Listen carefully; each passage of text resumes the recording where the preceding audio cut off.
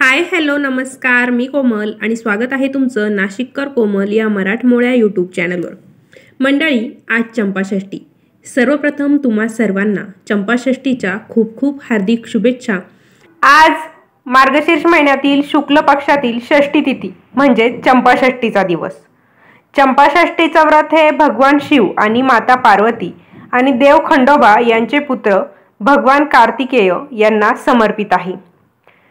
खंडोबा मार्तंड भैरव आणि मल्हारी यांच्यासारख्या इतर नावांनी देखील ओळखले जातात. मार्तंड भैरव म्हणजेच खंडेराव महाराज हे दुसरे तिसरे कोणी नसून भगवान शिवशंकरांचेच दुसरे रूप आहे.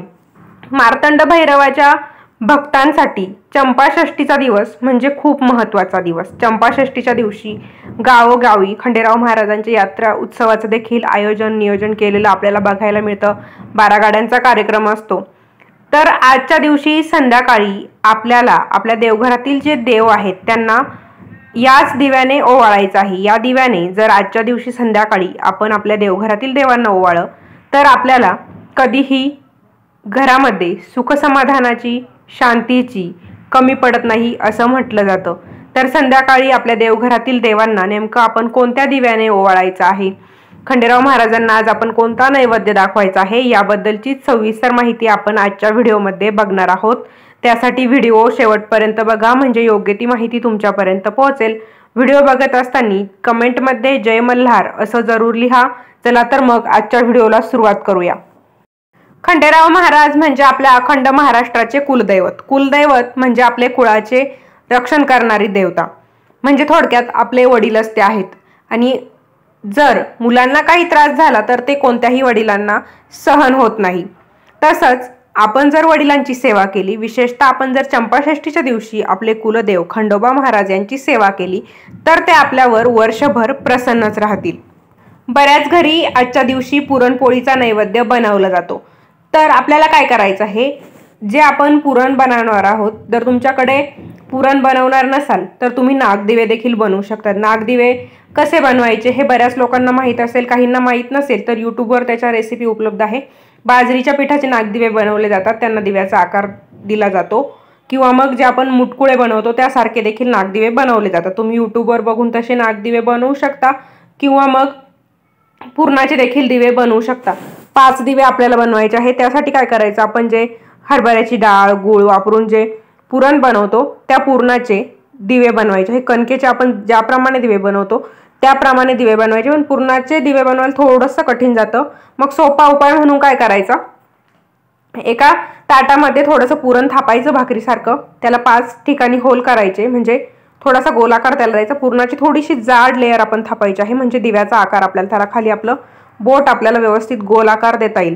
आणि त्यामध्ये तुपाची वात लावायची. 5 वाती तुम्ही तुपामध्ये भिजवून त्या आपण जिथे गोल बनवलेले आहे किंवा तुम्ही पुरणाचे डायरेक्ट कणकेसारखे दिवे बनवलेले असतील तर त्यांच्यामध्ये तूप भरून ते दिवे आपल्याला प्रज्वलित करायचे आहे.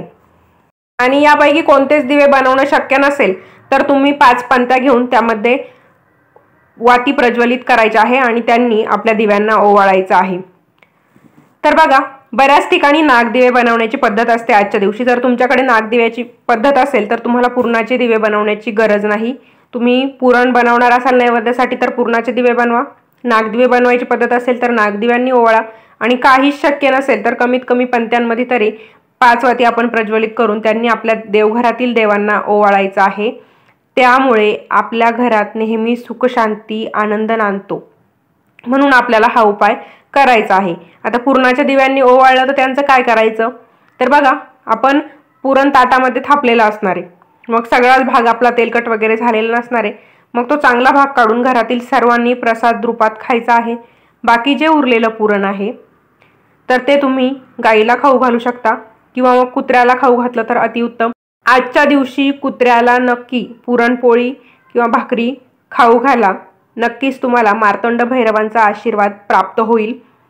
आणि ते उरलेलं पुरण जे आहे ताटातलं आपण दिव्यांसाठी ते देखील कुत्र्याला आपण खाऊ घालायचं आहे किंवा मग पक्ष्यांसाठी ठेवलं छतावरती वगैरे तरी चालेल. नागदिवे तुम्ही बनवलेले असतील तर हरकत नाही. कमीत कमी ते दिव्यांनी 5 पंत्यांनी तरी आपल्याला देवघरातील दिव्यांना ओवाळायचं आहे.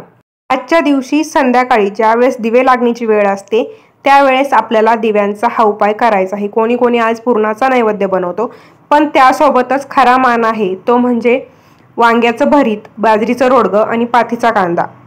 हा नैवेद्य आजच्या दिवशी खूप महत्त्वाचा असतो। जरी तुमच्याकडे पुरणपोळी बनवण्याची पद्धत असेल, पण त्यासोबत आपल्याला वांग्याचं भरीत आणि बाजरीच्या रोडग्याचा नैवेद्य देखील करायचा आहे। आणि आपल्या कुलदैवाचा कुळाचार म्हणून आपल्याला खंडोबा महाराजांची तळी देखील भरायची आहे। तर आजच्या दिवशी तळी कशी भरतात, तळी भरताना सोबत कोणती आरती म्हणायची, तळी कोणी भरायची, स्त्रियांनी तळी भरली तर चालते का, अशी सर्व माहिती सांगणारा व्हिडिओ मी अगोदर आपल्या चॅनलवर पोस्ट केलेला आहे। तुम्हाला जर तळीविषयी माहिती नसेल तर त्या व्हिडिओमध्ये तळीसोबत कोणती आरती म्हणायची, तळी कशी भरायची सविस्तर माहिती दिलेली आहे। त्या व्हिडिओची लिंक मी खाली डिस्क्रिप्शन बॉक्समध्ये दिली आहे, तिथे क्लिक करून तुम्ही तो व्हिडिओ बघू शकता। नैवेद्य कोणता दाखवायचा याबद्दलची माहिती सांगणारा व्हिडिओ देखील आपल्या चॅनलवर उपलब्ध आहे। आपल्या कुलदेवाची सेवा करणं, कुळाचार करणं या गोष्टींना खूप महत्त्व आहे। कारण प्रत्येक कुळाचे कुलदेव आणि म्हणजे एक स्त्री देवता असतो आणि एक पुरुष देवता असते। प्रत्येक कुळामध्ये असे दोन देवता असते। आपण कुलदेवीची सेवा नवरात्रोत्सवात करत असतो, शारदीय नवरात्रोत्सवात करतो, चैत्र नवरात्रोत्सवात करतो, पण आपल्याकडून आपल्या कुलदेवाची सेवा होत नाही, आपल्या वडिलांची सेवा आपल्याकडून होत नाही। म्हणून ते नाराज व्हायला नको यासाठी आपण आजच्या दिवशी तरी, कारण बहुतांश घरांचे कुलदेव हे जेजुरीचे खंडेराव महाराज आहेत, म्हणूनच त्यांना अखंड महाराष्ट्राचे कुलदैवत असं म्हटलं जातं। म्हणून आजच्या दिवशी चंपाषष्ठीच्या या पावन पर्वावर आपण त्यांची सेवा केलीच पाहिजे, म्हणजे त्यांचा आशीर्वाद आपल्या कुटुंबाला प्राप्त होतो आणि आपली प्रगती भरभराट व्हायला मदत असते। तुमच्या घराजवळ प्रत्येकाच्या गावात खंडेराव महाराजांचं मंदिर असतं, तर आजच्या दिवशी तिथे जाऊन खंडोबा महाराजांना बेलभंडारा अर्पण करायचा आहे, त्यासोबत नारळ देखील फोडायचा आहे। आणि मंदिरात जाण्यापेक्षा आपल्या घरी पण आपल्या प्रत्येकाच्या देवघरात खंडोबा महाराजांचा टाक असतोच, तर घरातच तुम्ही पूजा केली विधिवत तरीही चालेल। तुम्ही बाहेरगावी राहत असाल तर मग आसपास मंदिर असेल तर तिथे जाऊन करू शकता, कारण बऱ्याच लोकांचे देव हे घरी असतात, गावाकडे असतात, नोकरी व्यवसायानिमित्त बाहेर राहिले तर त्यांच्याकडे टाक नसतील, तर त्यांनी घरामध्ये आजच्या दिवशी खंडेराव महाराजांचा फोटो खरेदी केला किंवा मूर्ती खरेदी केलं तरीही चालेल। ज्यांनी या षडरात्र उत्सवामध्ये मल्हारी सप्तशतीचं पारायण केलेलं असेल तर त्याची सांगता आज त्यांना करायची आहे। जर षडरात्र उत्सवात खंडोबा महाराजांसाठी घट बसवलेला असेल तर त्या घटाचं विसर्जन देखील आपल्याला आज करायचं आहे। आपल्याला शक्य होईल तितकं दान आपण आज करायचं आहे, कारण आपल्या हिंदू धर्मामध्ये स्नान, दान या गोष्टींना खूप महत्त्व आहे, हे मी तुम्हाला वेळोवेळी सांगत असते। त्यामुळे काही पण करा, तुम्ही 1 रुपयाची वस्तू दान करा, 100 रुपयाची वस्तू दान करा, आपल्या पद्धतीने आपल्या कुवतीनुसार आपल्याला शक्य होईल ते दान आपण नक्की करा। दान केल्याने आपल्याला काहीही कमी पडत नाही, उलट आपली प्रगती भरभराट होत असते। त्यामुळे नेहमी आपण दान केलं पाहिजे।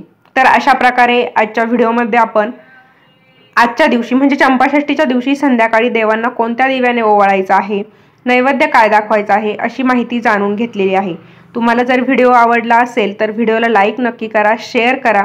अजून तुम्ही माझ्या चॅनलवर नवीन असाल, चॅनलला सबस्क्राईब केलेलं नसेल तर धार्मिक, आध्यात्मिक तसेच सणावारांचे व्हिडिओ बघण्यासाठी आजच आपल्या नाशिककर कोमल या मराठमोळ्या यूट्यूब चॅनलला नक्की सबस्क्राईब करा आणि त्या शेजारी दिलेल्या बेल आयकॉनवर देखील क्लिक करा, म्हणजे रोजच्या नवनवीन व्हिडिओचे अपडेट तुम्हाला मिळत राहतील आणि तुमचा एकही व्हिडिओ मिस होणार नाही। पुन्हा भेटूया अशाच एका नवीन व्हिडिओसोबत। धन्यवाद।